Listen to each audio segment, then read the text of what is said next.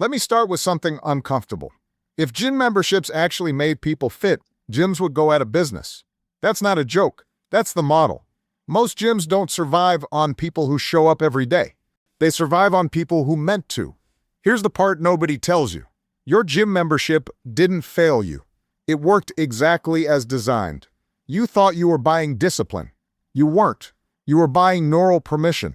Permission to say, at least I'm doing something. Every month the charge hits and your brain quietly relaxes, not because you trained, but because you paid. The system knows this. That's why it charges monthly, not per workout. This is the moment most people miscalculate. They think the problem is motivation. They think, I just need to push harder. But motivation was never the bottleneck. The bottleneck is that money is doing the emotional work that action is supposed to do. I call this the deferred commitment loop. It's when you pay upfront so you can delay effort later while still feeling aligned with the identity you want. I'm a person who takes health seriously. I'm the kind of person who works out. Notice something important. Those statements feel true the moment the payment goes through, not when you show up. That's the betrayal. Once identity is satisfied, urgency collapses. At the daily level, this looks innocent. You skip today because you're busy. No guilt, the membership is active. Tomorrow feels optional. At the medium level, it compounds. A few skipped weeks turn into avoidance. Canceling feels like admitting you lied to yourself, so you don't cancel. You rationalize. Next month I'll go, seriously. Let me upgrade. Maybe classes will fix it. See the pattern? Every solution avoids effort and increases spending. And the system stays calm the whole time. No reminders that actually matter. No friction to stop you from paying. Plenty of friction if you try to leave. This is why gym expenses feel responsible even when they're bleeding you slowly. They sit under self-improvement so your financial defenses stay down. But zoom out.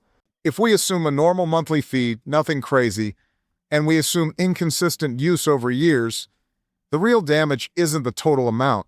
It's what that money could have enforced instead. Pay-per-use, real accountability. Systems that punish skipping instead of rewarding intention. Instead, your money is locked into a structure that profits most when you don't show up. And here's the quietest cost of all. The longer you don't go, the wider the gap between who you pay to be and who you actually are. That gap creates discomfort. Discomfort doesn't create action, it creates more spending. That's how a gym membership stops being a health decision and becomes a wealth week. Not because you're careless, not because you lack discipline, because the system converts intention into inertia, flawlessly. Once you see that, you stop feeling guilty. And guilt-free clarity is where real control starts. Now, watch how this escalates, because this isn't just about the gym. Once the deferred commitment loop locks in, it starts upgrading itself. At first, the cost feels small. It's not that expensive, which is exactly why it's dangerous. Because small, quiet costs don't trigger review. They become background noise. Here's the escalation ladder most people never map. Daily behavior, you stop asking, did I go today? You only ask, is my membership still active? That sounds subtle, but it flips accountability. Action no longer proves commitment. Payment does. Medium-term decisions, you start stacking solutions on top of avoidance. Personal training packages you barely use. Premium classes you attend twice. Supplements to compensate for workouts that didn't happen. Each layer is justified as getting back on track. But notice the direction.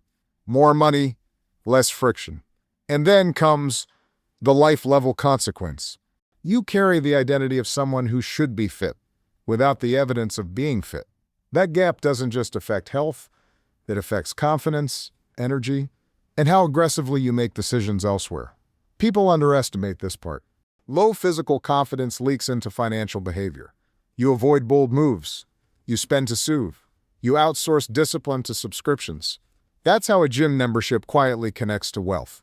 Now let's talk psychology, because this loop survives on two very predictable biases. The first is loss aversion. Canceling feels like losing something you already own, even if you're not using it, even if it's actively costing you.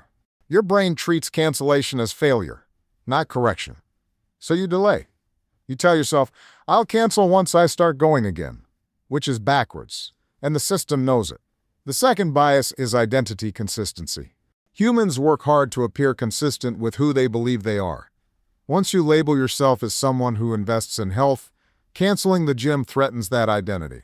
So instead of changing behavior, you protect the label. This is why people keep paying for symbols long after outcomes disappear. Now zoom out again, because this isn't accidental. Gyms are not fitness companies. They are attendance arbitrage businesses. Their ideal customer signs up, motivated, attends briefly, then fades quietly, without canceling.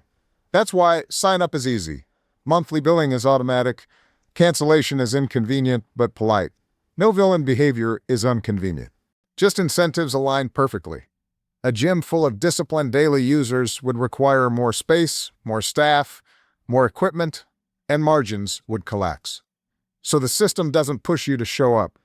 It pushes you to stay subscribed. And once you see this, you start noticing similar patterns everywhere. Language apps you don't open, courses you don't finish, subscriptions that represent who you intend to be. The gym just happens to be the cleanest example because it touches identity, health, and money at the same time. Here's a real-world pattern I've seen repeatedly. Someone joins a gym during a motivation spike. They go hard for 2 weeks. Life interrupts. Attendance drops. Instead of redesigning the system, they internalize the failure. I'm just inconsistent. So they keep paying because stopping feels like confirming the story. That's how systems win. They turn structural friction into personal shame. And shame is incredibly profitable. Notice what the system never does. It never asks, is this still working for you? Because that question would collapse the loop. Instead, it relies on silence. Silence plus autopay is longevity. This is why the most expensive gym memberships aren't the luxury ones. They're the unused ones. Not because of the price, but because they train you to confuse intention with execution and spend accordingly. Once that habit forms, it spreads. You start trusting payment as progress. You start buying readiness instead of building it. And slowly, wealth turns into a collection of paused intentions. The danger isn't the gym. The danger is learning the wrong lesson from it. Because once you outsource discipline to systems that don't punish avoidance, you carry that logic everywhere else. And that's when leaks stop being visible and start being permanent. So let's get practical. Because once you see the trap, the mistake is thinking, okay, I just need more willpower. You don't. You need better rules. First, let me say this clearly. Most people don't waste money on gym memberships because they're irrational. They waste money because they follow reasonable-sounding beliefs that quietly break down. Here are the most common mistakes I see. Listen and see which ones feel familiar. Mistake 1, confusing access with action. Having the ability to go is not the same as going to the right, but we have no real reason to appreciate the future. In the past 2 years, the right is working well for ourselves and our work. You assume your future self will be more disciplined than your current one. It rarely is. Mistake 3, treating cancellation as failure. Stopping payment feels like quitting, even when continuing is the real loss. Mistake 4, upgrading instead of redesigning. Better equipment doesn't fix a broken feedback loop. Mistake 5, ignoring opportunity cost. Money locked in unused subscriptions can't enforce better systems elsewhere. Mistake 6, letting identity drive spending. You buy symbols of who you want to be instead of structures that force you to act. None of these mean you're careless. They mean you're predictable. Now here's the defense playbook. Not advice, not rules you should follow, just principles that collapse the loop. Rule 1, pay for consequences, not intentions. If payment doesn't hurt when you skip, it won't help when you don't feel like going. Per session, class-based, or coach-linked payments create immediate feedback. Rule 2, add friction to quitting, comfort, not effort. Make skipping slightly uncomfortable. Remove friction from showing up. That's how behavior changes without motivation. Rule 3, separate identity from subscriptions. You are not your memberships. Canceling doesn't say anything about who you are, only about what works. Rule 4. Time box commitments. If something doesn't produce action in a defined window, it doesn't get renewed. No stories, no exceptions. Rule 5. Audit silent payments quarterly. Anything that survives on autopilot deserves scrutiny, especially self-improvement expenses. Notice what this does. It doesn't rely on discipline. It doesn't require inspiration. It just aligns money with reality. That's how you stop leaks. Not by trying harder, but by refusing to fund systems that reward avoidance. And here's the identity shift that actually sticks. Be the person who buys outcomes, not symbols. Be the person who respects feedback, even when it's uncomfortable. Be the person who doesn't confuse intention with progress. Because wealth isn't just what you earn, it's what you stop quietly bleeding. If this reframes something you felt but couldn't name, stay sharp with me. Subscribe, share this with someone who's about to get serious, and keep learning how systems really work so your money starts working the same way.